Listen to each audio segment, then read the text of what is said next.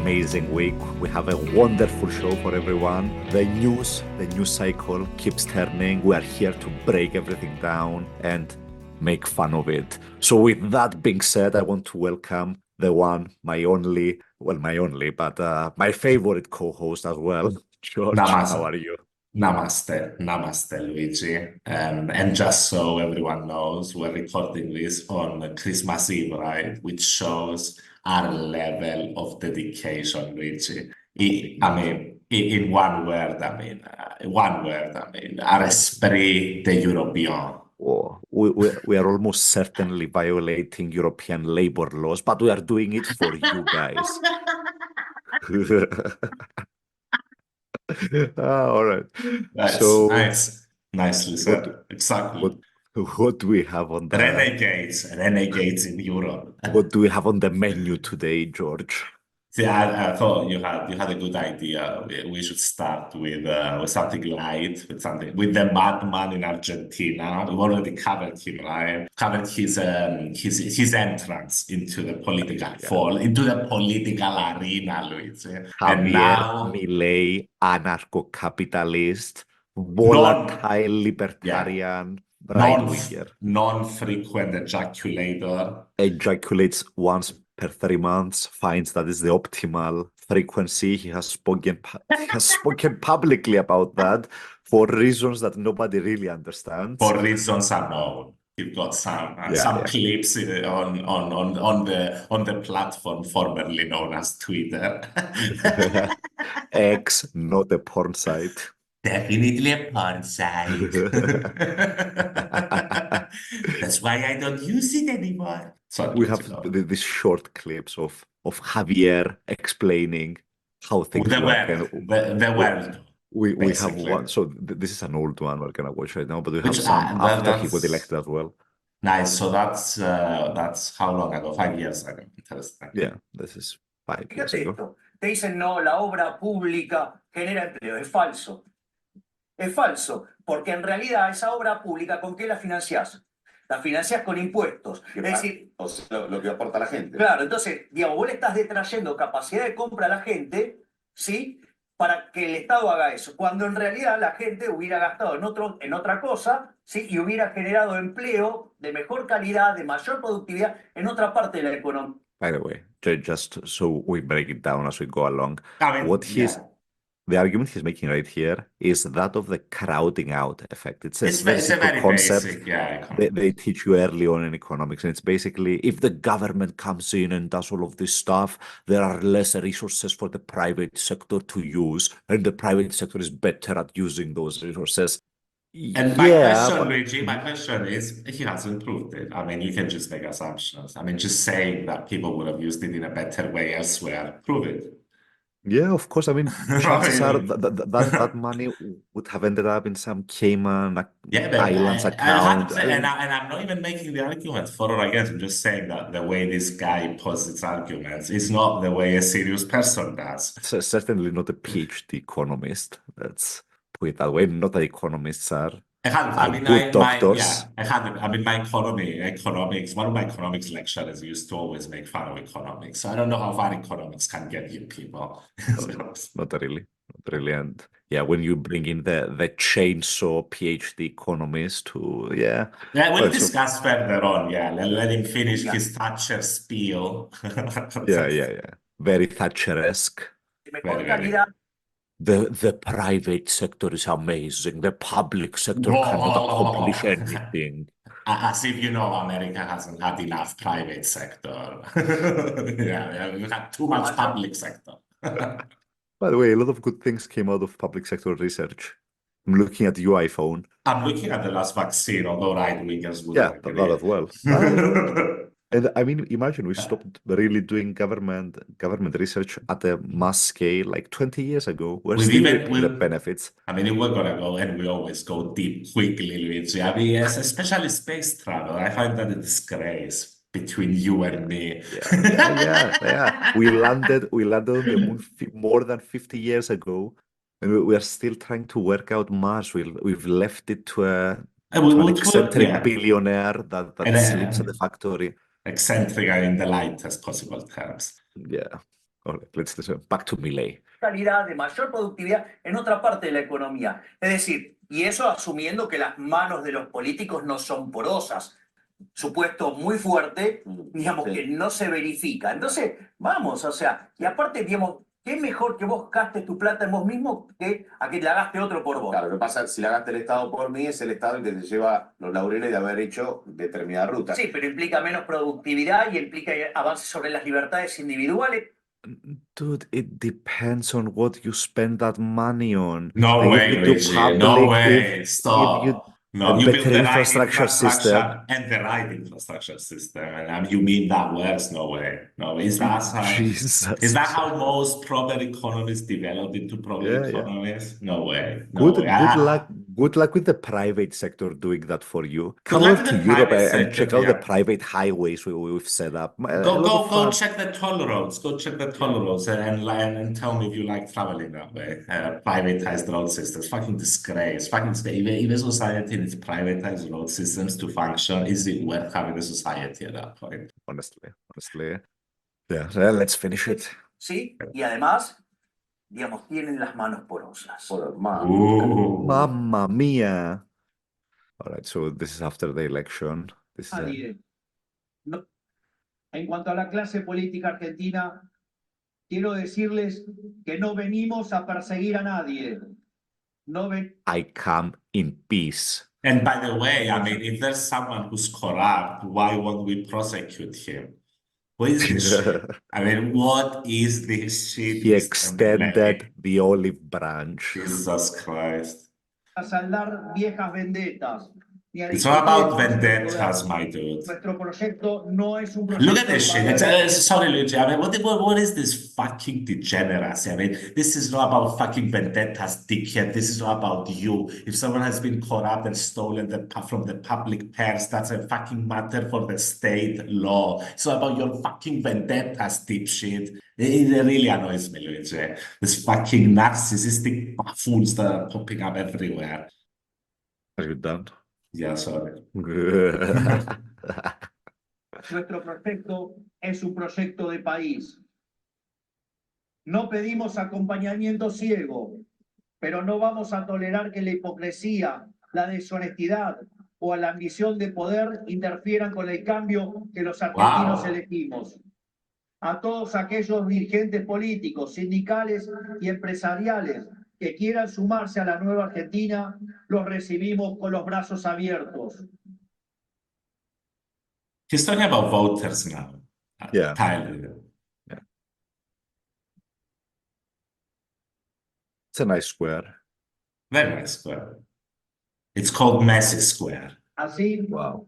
no importa de dónde venga, no importa qué hayan hecho antes, lo único que importa es hacia dónde quieren ir. I mean, you have to admit, at least It's very boiler. Yeah, it's very boilerplate, the speech. Exactly. There's nothing in it. There's nothing. I mean, this wanted to- part, I don't know which part this is. I wanted to highlight how drastically the tone has changed since he got elected. We went from, we're gonna knock the government down with a chainsaw, to, yeah, we're gonna butcher a lot of the government, admittedly. We're gonna cover that as well. But like the tone has been tempered, has been toned down a little He bit. will not go after old vendettas, Luigi. It's just Yeah, he's gonna live old dog's life. have we seen enough of the sexually agitated Wolverine? Yeah. I just want to. I want to say about We have this another. guy. Yeah, Let's listen to this as well. Let's listen to this as well. this is an older one. This is sorry, Luigi. This is when he was an economist on television, right? Yeah. No hay nueva libertad o vieja libertad. Hay libertad o no hay libertad. ¿Está embarazada o no está embarazada? Digo, no hay medio embarazada, no, más o menos. ¿Está embarazada o no está embarazada? ¿Hay libertad o no hay? Spoken like a man that Knows about yeah, pregnancies. yeah. Libertad, punto uno. Yeah, there are many forms of liberty, fucking degenerate idiot. Peligroso utilizar el término. Ese término fue desarrollado por un marxista, que obviamente, digo, si los marxistas y los socialistas The Si fuck estudian is he economía talking no serían about? marxistas ni socialistas, porque digo, What the fuck is he talking about? Wait. I just want to say, he basically just said if Marxists and socialists, if they knew economics, they wouldn't be Marxists or socialists. Literally, I think something like 80% of university professors that teach economics are Marxists or socialists. I mean, Is in a that sense, the I most mean, educated economists lean that way? and I mean, we're talking about the premier critique of capitalism, basically. So, I mean, what the Yeah. fuck are you gonna critique about it if you don't critique that way? His argument is always that socialist countries are poor, capitalist countries are rich. I've been Which here, yeah, we've been hearing that since Thatcher. We know. to which the eternal answer has been that model does not explain Scandinavia. And a lot of But other places as and a lot of well. other places, yeah. Whatever each place, yeah, let's go on. Let's finish this. ni socialistas, porque digo, son de esos que no saben.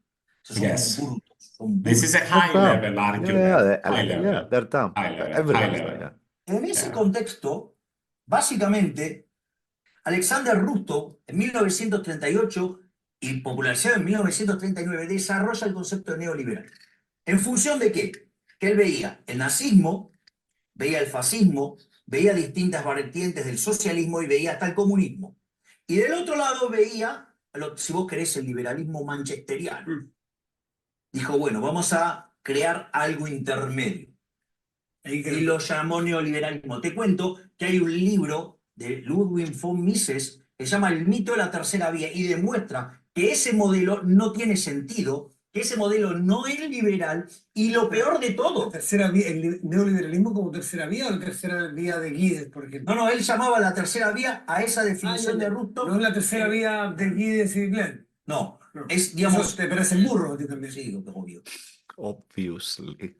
Pero vamos a este punto. A lo que quiero ir es a otra cosa.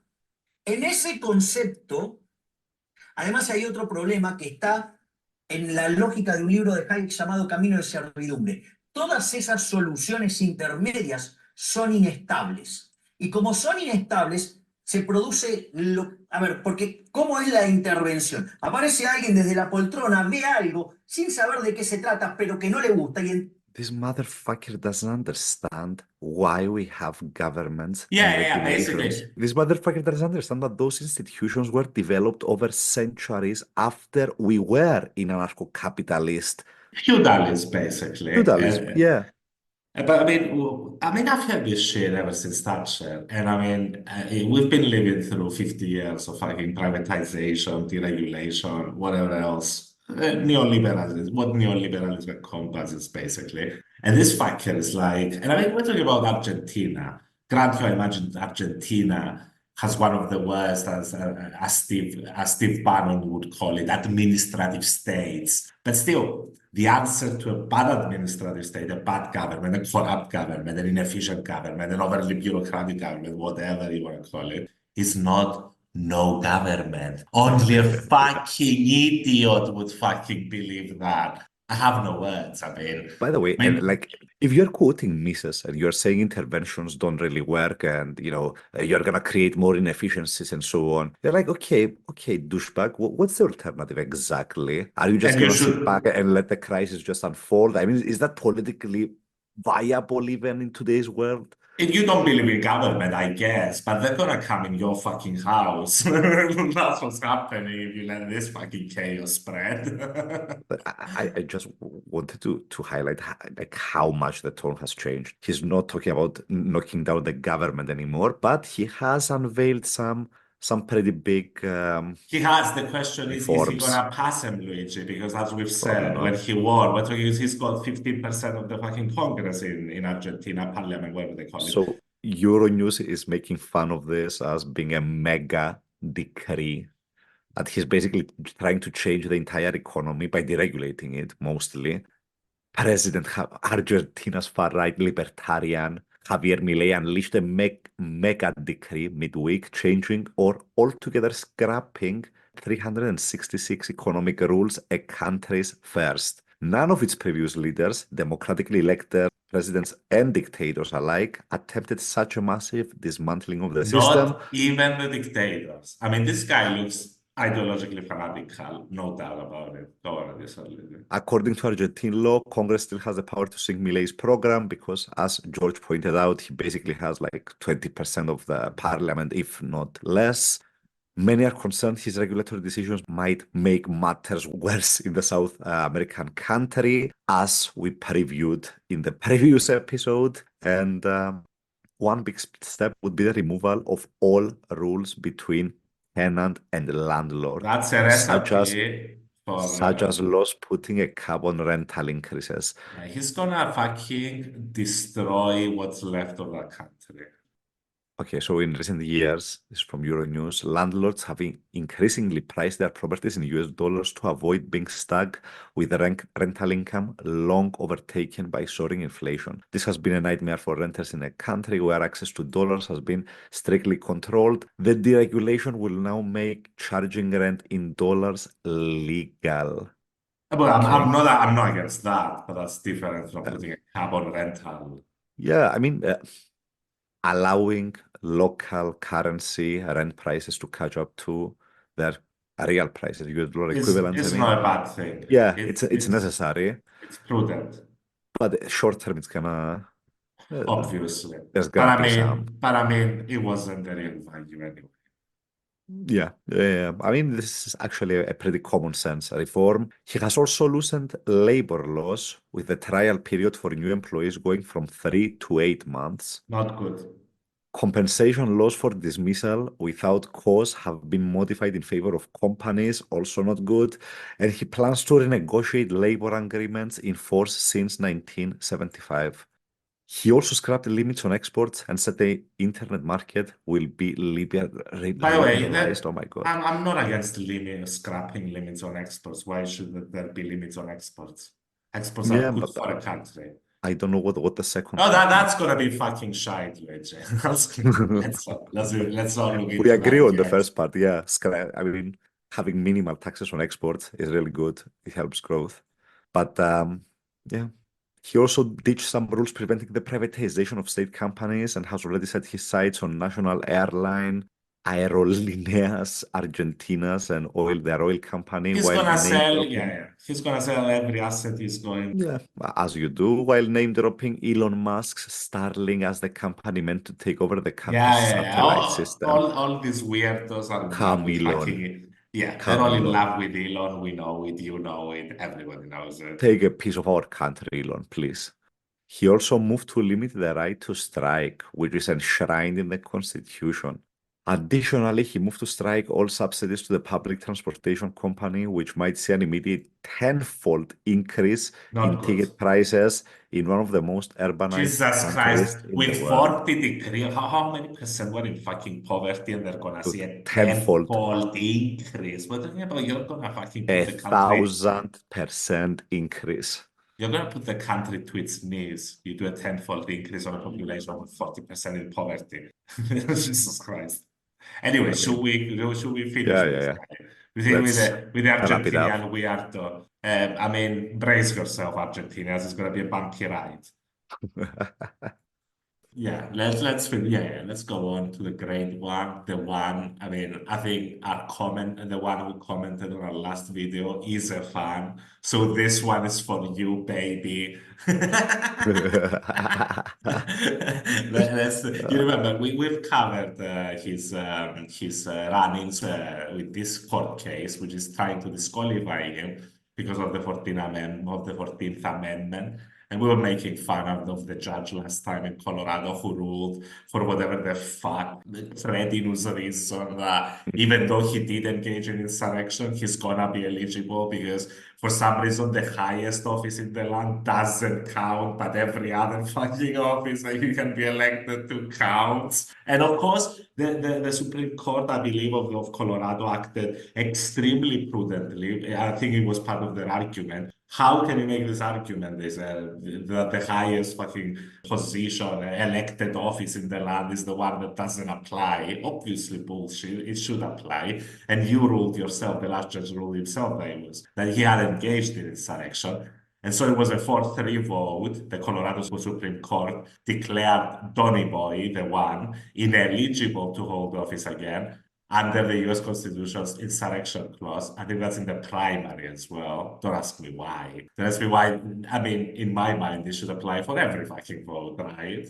Yeah, I mean, And then I want to say, Luigi, that the 4-3 decision, why was the 4-3? Some of them argued that he hasn't been convicted of insurrection. exactly. That there hasn't been a trial on that, therefore it's and there is a basis to this argument. yeah. I'm not gonna lie. And we have to add the context to the story. So this case is gonna end up in the Supreme Court very shortly. Now the Supreme Court, 3 out of the 9 Supreme Court justices. 6 out of the 9 are conservatives, 3 out 6 of are the 9 were Republicans, 3 appointed have by been Trump. Yeah, exactly. So chances are that this is gonna die in the Supreme Court. But even if it doesn't, right? This is the Colorado Supreme Court, and I mean Colorado is not a state Trump needs to win a national election. He's gonna lose Colorado. Yeah, he's most likely gonna lose Colorado. It's a blue-leaning, Democratic-leaning state. It does set precedent, though, doesn't it? Yeah, it definitely does. It sets precedent, but again, like Supreme Court, most likely this ends there. 100%, it's gonna end there. There's no doubt about it. But go on, Luigi. This makes for a good news story, but there isn't much teeth behind it. Like, there are huge benefits in stacking the Supreme Court. Did you see what the Pastrami said? This is what an actual attack on democracy looks like in an un-American, unconstitutional, and unprecedented decision. A cabal of Democrat judges are barring Trump, the chosen one, from the ballot in Colorado. And he pledged to withdraw from the primary. Yeah, he had that. And he called on the other candidates to do the same. So lame. The Pastrami is so lame. My God. What a Trump ass licker. Jesus Christ, like, there's a limit to how much ass you can lick, right? Apparently there isn't. There isn't. Apparently there's no limit to how deep he's willing to take Trump's balls. How deep you can go. But I just put my balls in your mouth. Mind that chicken wing out. It's making me gassy. So I just want to say before we finish up with this, it's not a big story yet. You're right. We'll have to see what happens. And still, I mean, it's Colorado even then, and it's the primary as well, which makes it weird. But I just want to say that I hear Americans discussing it over and over, and it's gonna do this. If you bar him and whatever, it's gonna create insurrection. Dude, Tim Pool is not gonna do insurrection. Look at him. but beyond, look at him, for God's sake, people. He's not gonna do any insurrection. Where is the shaman insurrection guy? In jail, still in prison. I think. I don't know. Yeah, maybe, but yeah, whatever. But that dude is not gonna be able to lead a successful insurrection. Let's be honest. And I think a lot of countries... Wait. Go up on the picture for a second. I love how the Christmas, the star on the Christmas tree are the hats. It's my star. It's my North Star. Whoever came up with that. Made in China, by the way. Most likely made in China. Made in China. I can tell you, yeah. Made in China.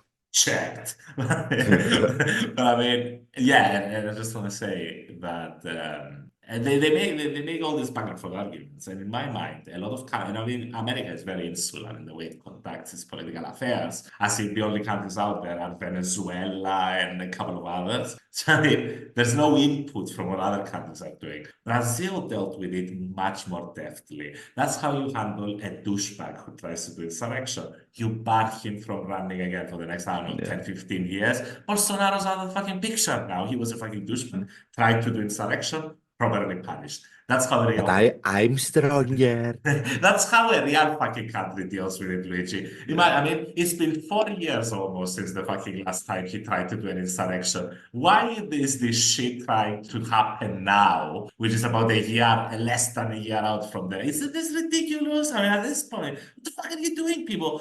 Has he or has he not? And answer that fucking question. Just deal with it, because at this point he's going to be elected president. Yeah. And I mean, at that point, I mean, isn't that going to be a joke that he's going to have the charges removed because he's the president now? If he just directs his attorney general, so Luigi, to just dismiss the fucking case, which is just what's going to happen.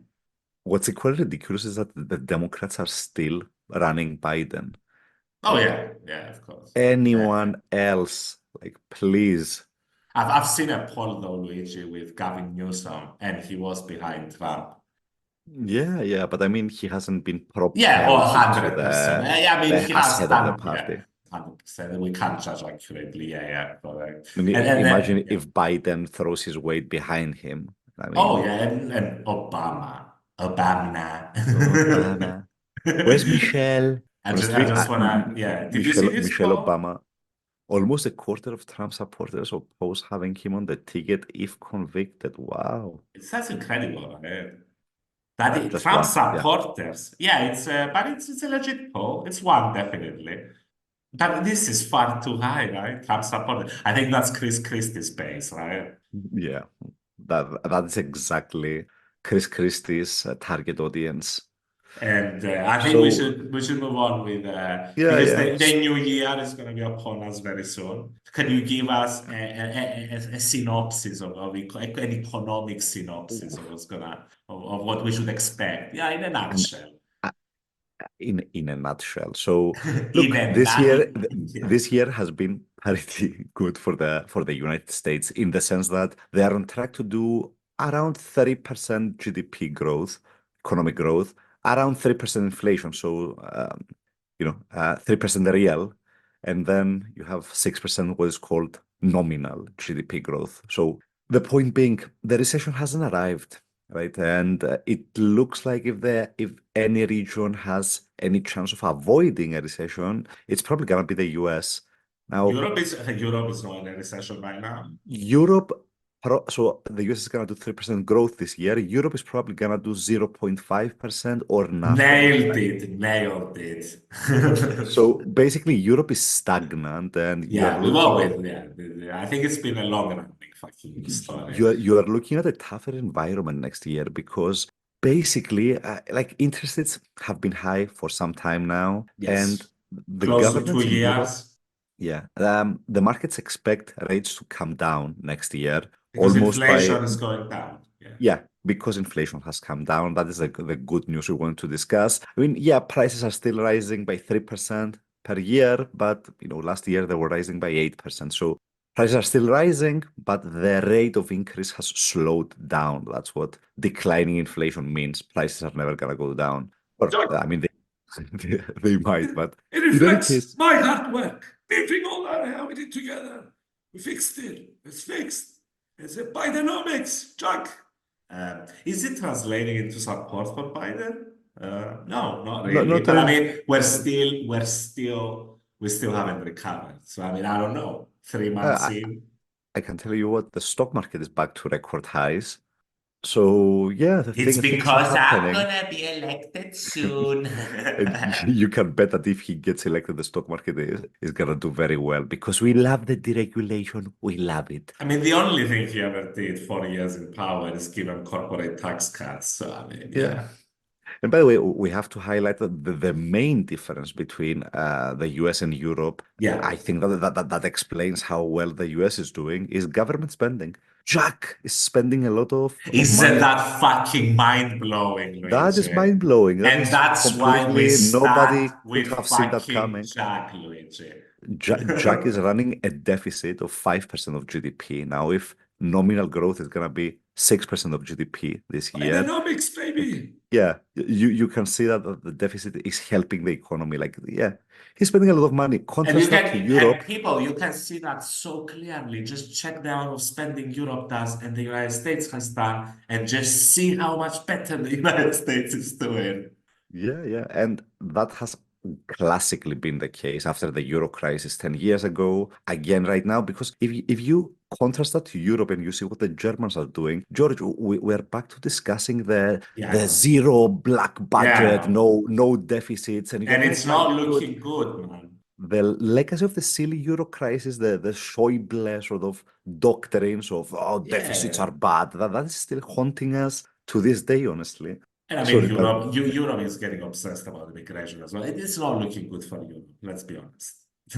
And I mean, the political spectrum is starting to lean to the right increasingly. The very US right. Yeah, In the US, we've got the golden one. And I've got something Christian about his fundamentalist Mike Johnson. Yeah, I've got something about his speaker who really popped in out of nowhere, let's say, unexpectedly. And you've mentioned that he's a fucking Talibangelical a bunch of times. But I just wanna say, I'm not even gonna go through his connections with every far-right evangelical asshole out there in the United States, which I assume are many. So this is the Speaker of the House. We have to say the third most influential person in the country. Yeah. Like, next in line to the president. Yeah. If the president, the vice president kick the fucking can, he's in charge of the country. And obsessed with evangelicalism as well. The Christian faith, Jesus rules. And I just want to say, it's so simple to me. And I mean, look at the First Amendment. You don't even have to take any regard about any letters from anybody about separating church and state. Just read the fucking First Amendment. Let's go through it together. The First Amendment provides that Congress, we're not even going to go far, people, provides that Congress make no law respecting an establishment of religion. Now, if Mike or can figure, prohibiting. you don't even have to go there. Of course, that applies as well. Do not prohibit the free exercise of religion. But you should never make a law respecting an establishment. What does that mean? That means separation of church and state, people. If Mike can understand that, Mike shouldn't be the House Speaker. Let's move on, Luigi. Nice. I like how rapid fire that was. And there's no point. There's no. The dismantling of Mike Johnson. It's in a hot second. It's in the highlights. It's in the Constitution. It's the First Amendment. Literally, it's literally the First Amendment. And we've read the 14th one as well. That seemed to be clear as well. I think that's why even 24% of Trump supporters are like, well, yeah, I mean, if he did it. For people that have basically like read the Constitution and the Bible 100 times each, it's surprising how little they take that into account. Yeah. They love this one, though. Constitution. They fucking love the second one. There's money behind that, George. There's always money. I have so much money. I poop in a golden throne. Have you seen this, Luigi? Yeah, the billionaire class is trying to push. But Luigi, look at this. Look, even all the attacks, I think all the attacks by the Pastrami, by the way, have backfired because he's been so fucking annoying about it that people are actually searching around Nikki because they're like, look at this fucking creep. Every fucking debate he spends 40 minutes creeping out on Nikki. Let's give it a shot. I thought I'm mind blown, Luigi. It is one poll. I've got it right here. It's one poll. It's one poll. But I'm still mind blown, dude. 29, 33. Yeah, but I mean, it's one Trump, poll. by the way, I guarantee you that Trump is obsessing over this. Guaranteed. He's I'm the king. We're talking about the most thin-skinned asshole out there.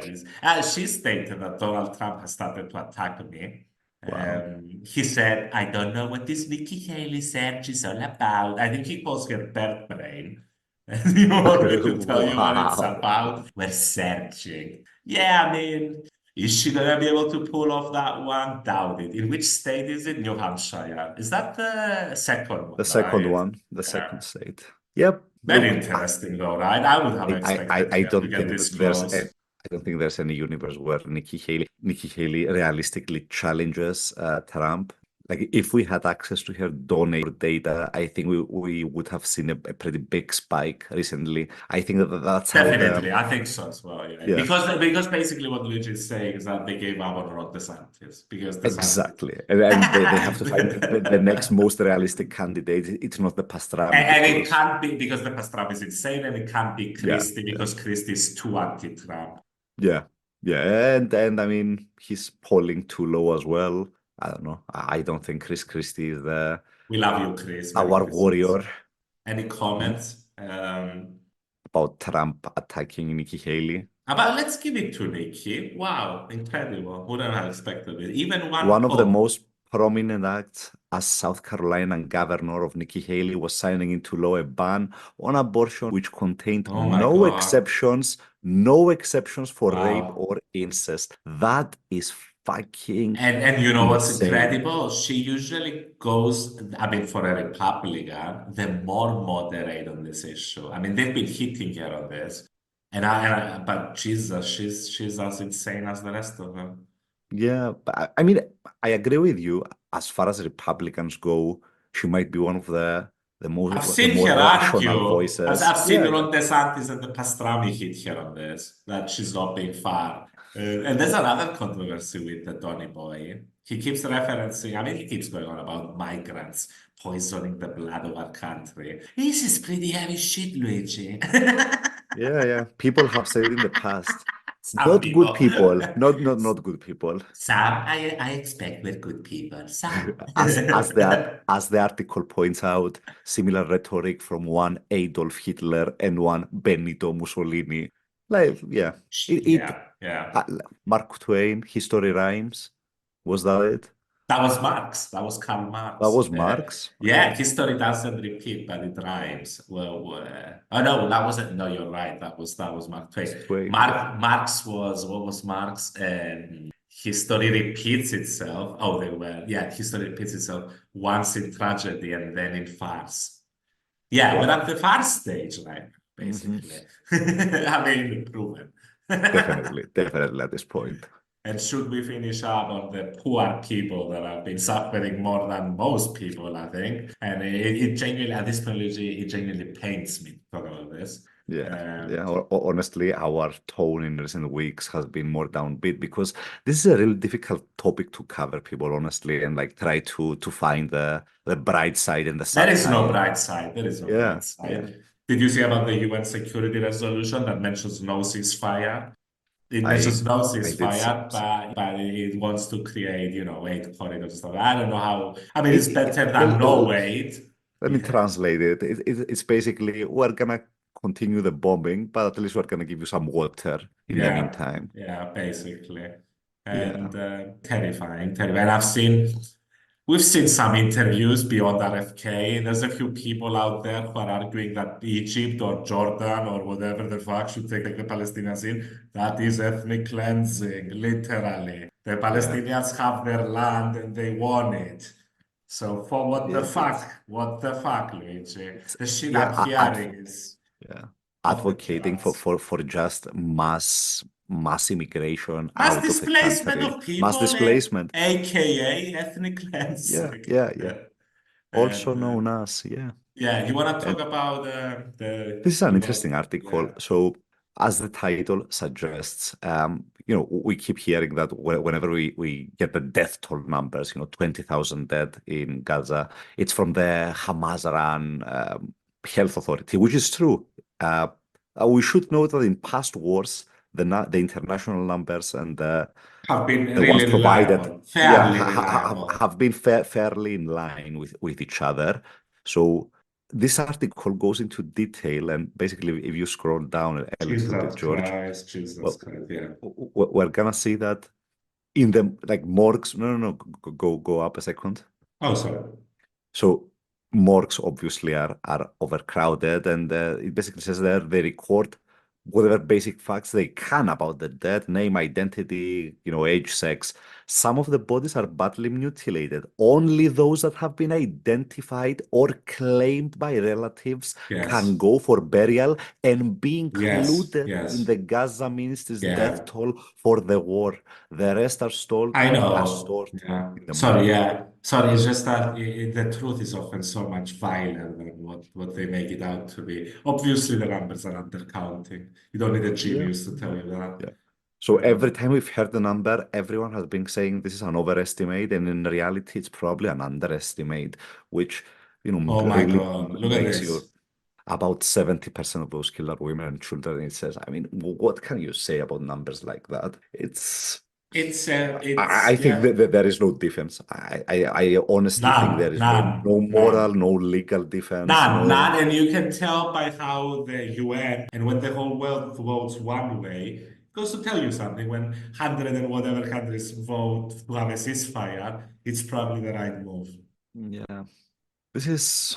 And then they just blame it's time for a Hamas. ceasefire. It's time for a ceasefire. It's high time for a ceasefire. Honestly, it happens if the US puts pressure on them, and I mean There's real no pressure, other not- way. There's no other Yeah. way. Yeah, It's pretty grim.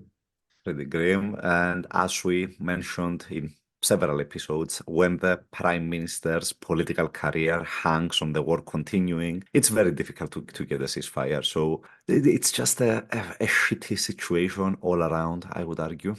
Yeah. I mean, have them in your thoughts as the year is turning, people. Do you want to finish up with something slightly more upbeat? Yeah, so slightly lighter, please. What do you want to talk about, Luigi? Let's You have any anecdote you want to share? anecdotes. Why does Santa come only once a year? Shit, I ruined it. Let me do it again. Why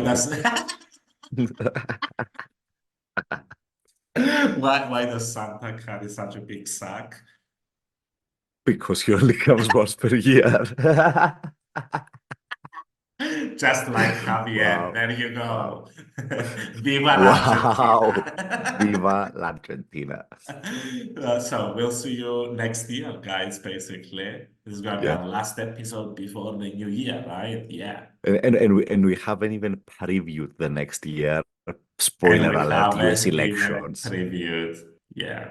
And European elections as well, and some elections in the UK. We're going to have so much to talk about next year, George. Oof, I mean, with the US elections, it's going to be monumental. I hope there's a ceasefire by our next episode. I doubt it, but we'll see. Let's end on that. Let's end with hope. See you guys. See you next time. Have a good year.